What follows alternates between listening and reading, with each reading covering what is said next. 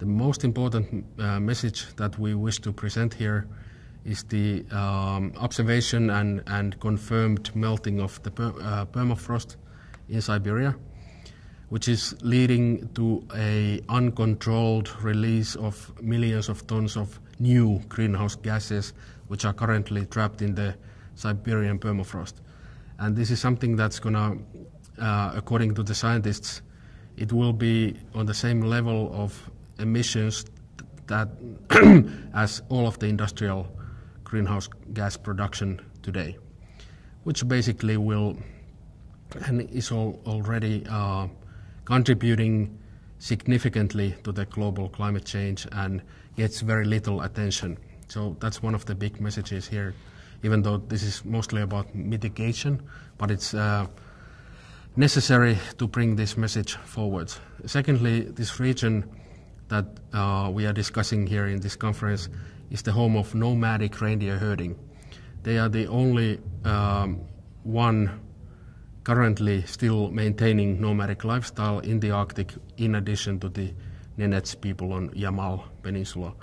And the ongoing knowledges and the survival of nomadic lifestyle in the Arctic is very rare, and that's why we wish to present the concept of nomadic schools as a mechanism to preservation of nomadic civilizations.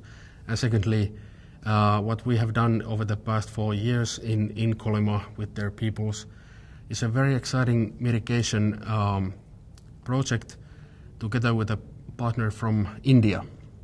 And the idea is to solar electrify the nomadic camps and these nomadic schools in the region where they come from.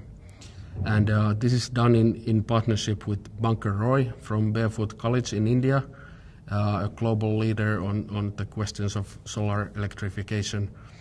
And the engine for this process is 2 grandmothers who went from Kolyma into India to be trained as solar engineers. And then now, after many twists and turns, the panels are in Kolyma finally, and the grandmothers are back.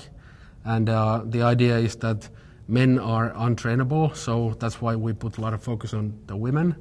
And these two wonderful ladies, Maria and Marina, went to India to be trained as solar engineers, and then now they are back in their communities, and hopefully over the next few years we'll be able to switch from diesel-powered generators and other dependencies on fossil fuels in the camps, in the nomadic camps, into fully solar panel-powered options.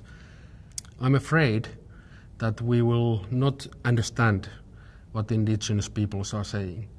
Instead, we are seemingly listening to them, but still trapped in the old ways and mindsets of how to address climate change and the necessity of including indigenous people's voices as they are and which are culturally appropriate will not be heard. That's my fear. Instead, we have the same structures, same mandates, and same ways of trying to understand climate change mitigation, which have taken place in the past too. We should pay real special attention to the way indigenous peoples are talking about climate change and the needs and the priorities from their viewpoint.